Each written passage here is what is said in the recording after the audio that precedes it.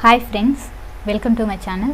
ఈరోజు నేను చీరకు అంచులు అనేవి ఏ విధంగా కుట్టుకోవాలి అనేది చూపిస్తాను జిగ్జాగ్ మిషన్తో. ఫస్ట్ ఆఫ్ ఆల్ చీర అంచుల్ని చూడండి, స్ట్రైట్గా ఉన్నాయా లేదా అనేది ఫస్ట్ తీసుకోవాలి మనం. చూడండి ఇలా చీర అంచు అనేది ఉంటుంది కదా, టూ సైడ్స్, ఇవి స్ట్రైట్గా ఉన్నాయా లేదా అనేది మనం చూసుకోవాలి. క్రాస్గా ఉంటే ఒకవేళ ఎలా తీసుకోవాలనేది చూపిస్తాను. చూడండి క్రాస్ అనేది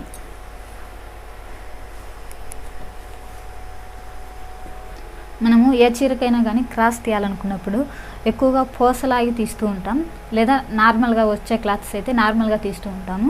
ఇది మామూలుగా వస్తుంది కాబట్టి నేను ఈ క్లాత్కి స్ట్రైట్గానే తీస్తున్నాను. చూడండి, అంటే సిల్క్ క్లాత్స్ ఉంటాయి కదా, ఎక్కువ సాఫ్ట్గా ఉంటాయి కొన్ని, వాటికైతే ఏమి పోస్ తీయాల్సిన అవసరం లేదు.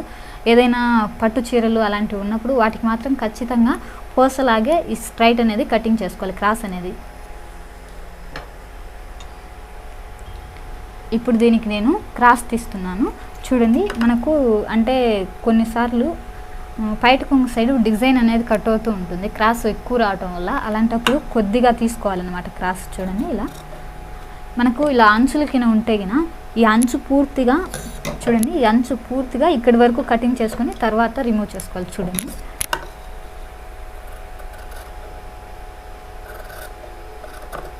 ఇలా ఈ అంచును పూర్తిగా రిమూవ్ చేసుకున్న తర్వాత ఈ క్లాత్ని అనేది ఇలా పట్టుకొని ఇలా స్ట్రైట్గా తీసేసినా వచ్చేస్తుంది అనమాట క్రాస్ అనేది. మనకు ఎక్కడి వరకు అయితే క్రాస్ ఉంటుందో అక్కడి వరకు వచ్చేస్తుంది స్ట్రైట్గా.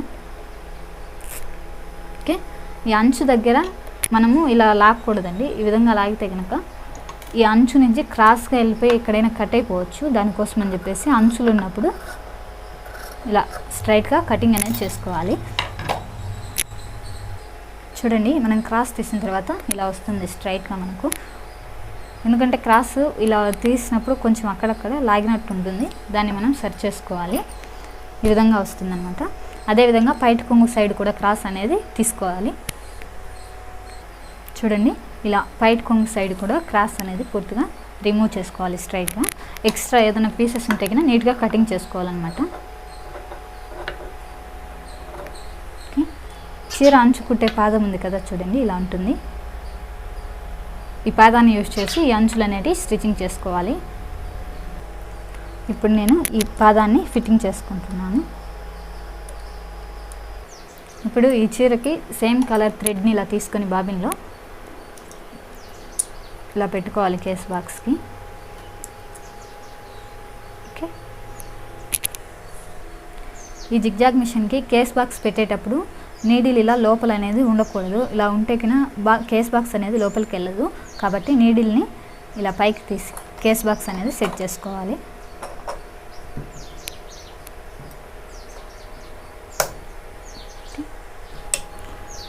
ఈ విధంగా రెండు థ్రెడ్స్ని మనం స్టిచ్చింగ్ చేసే ముందు ఒకే సైడ్కు పై వైపు తీసుకోవాలన్నమాట. ఇలా తీసుకున్న తర్వాత ఈ క్లాత్ని మనం ఉల్టా సీదా అనేది చూసుకొని ఈ కుట్ అనేది మనం ఎప్పుడు ఇలా వస్తూ ఉంటుంది. అంటే చూడండి, ఇక్కడ నుంచి ఇలా లోపలికి ఫోల్డ్ చేస్తాం కాబట్టి ఇది లోపలి వైపు అనేది ఉండాలి. మనం పైన పెట్టుకున్న ఈ క్లాత్ అంటే పై వైపు వచ్చేసి అంటే చీర కట్టుకున్నప్పుడు లోపలికి వెళ్ళిపోతుంది. ఉల్టా సీదా చూసుకొని లోపలి భాగం అనేది మిషన్ మీద ఇలా పైకి వచ్చేలా తీసుకోవాలి. ఇప్పుడు ఈ అంచులు కుట్టేటప్పుడు ఈ క్లాత్ అనేది లోపలికి పోవాలి కాబట్టి ఇలా ఒకసారి ఫోల్డ్ చేసుకోవాలి. అలాగే ఇంకొంచెం లోపలికి, ఎందుకంటే ఈ పూసలు అనేవి బయటికి రాకుండా ఉండడం కోసం ఇలా ఫోల్డ్ చేసిన దీన్నే చూడండి, ఫోల్డ్ చేసాం కదా, దీన్నే ఇలా ఫోల్డ్ చేసుకోవాలన్నమాట. అంటే హాఫ్గా ఈ విధంగా ఫోల్డ్ చేసుకొని మిషన్కి పెట్టుకోవాలి. చూడండి,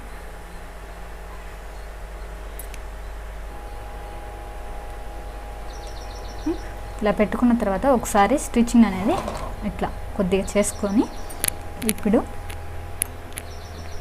చూడండి, పాదం కొద్దిగా నీడిల్ని కిందికి పెట్టి పాదం పైకి తీసుకొని ఈ క్లాత్ని అనేది కొంచెం ఇలా పైకి లాక్కోవాలన్నమాట.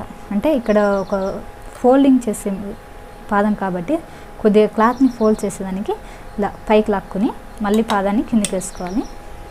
ఇప్పుడు దీన్ని ఇలా పట్టుకొని స్టిచ్చింగ్ అనేది చేసుకోవాలి. మనం ఈ అంచు అనేది కుట్టేటప్పుడు ఇక్కడ ఈ ఫోల్డింగ్ చేసే ప్లేస్ ఉంది కదా, దీన్ని ఇలా గట్టిగా లాగి పట్టుకోవాలన్నమాట. లేకపోతే ఎలా అంటే ఇలా బయటకు వెళ్ళిపోతుంది, కుట్టు కూడా దాని మీదనే వంకర టింకరగా వచ్చేస్తుంది. అలా రాకూడదంటే మనం ఎక్కడి వరకు అయితే ఈ స్టిచ్చింగ్ లైన్ అనేది స్ట్రైట్గా రావాలంటే ఇలా క్లాత్ని ఇలా ఫోల్డ్ చేసుకొని ఇలా పట్టుకోవాలన్నమాట. చూడండి,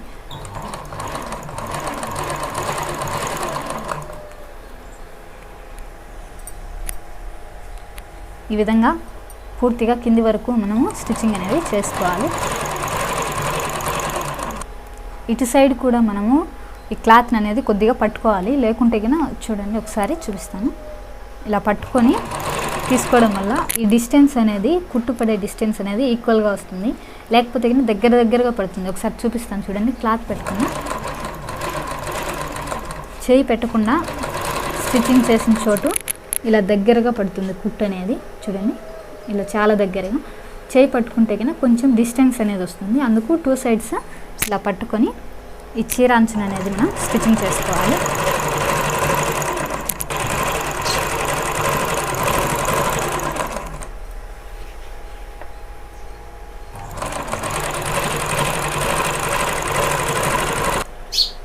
ఈ చీర అంచులు మనం కుట్టుకునేటప్పుడు ఇక్కడ నెంబరింగ్స్ అనేటివి 2.5 అంటే 2.5 ఇంచెస్ ఇక్కడ మార్కింగ్ అనేది ఉంది కదా, 2.5లో పెట్టుకోవాలి. అదేవిధంగా ఈ కుట్టు లూజ్ అనేది కూడా 2.5 ఇంచెస్లోనే పెట్టుకోవాలన్నమాట. ఈక్వల్గా పెట్టుకోవడం వల్ల డిస్టెన్స్, వెయిట్, లెంత్ రెండు కూడా ఈక్వల్గా వస్తాయి అన్నమాట.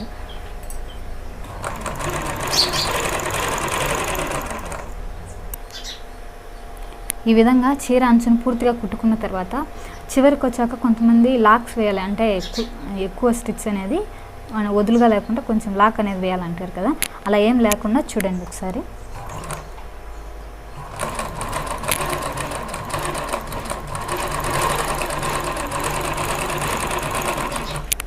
మామూలుగానే ఈ జిగ్జాగ్ అనేది చేశాను కదా, ఇంకొక అంచులో నేను చూడండి ఇంకొక వైపు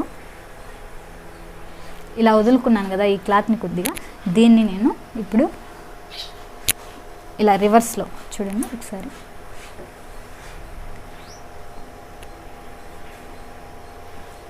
ఇలా పెట్టుకొని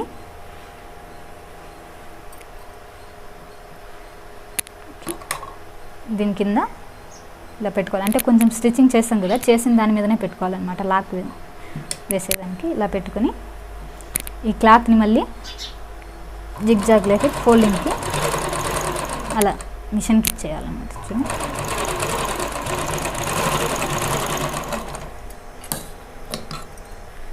ఈ విధంగా చివరి వరకు మనము చీర అంచు కుట్టుకున్న తర్వాత ఇక్కడ పోస రాకుండా ఉండాలంటే ఇంకొకసారి ఇక్కడి నుంచి ఇక్కడికి చిన్నగా జిగ్జాగ్ అనేది మళ్ళీ రిటర్న్ 2 టైమ్స్ అనేది చేసుకోవాలన్నమాట. అప్పుడు కొంచెం స్టిచ్చింగ్ అనేది ఊడిపోకుండా ఉంటుంది.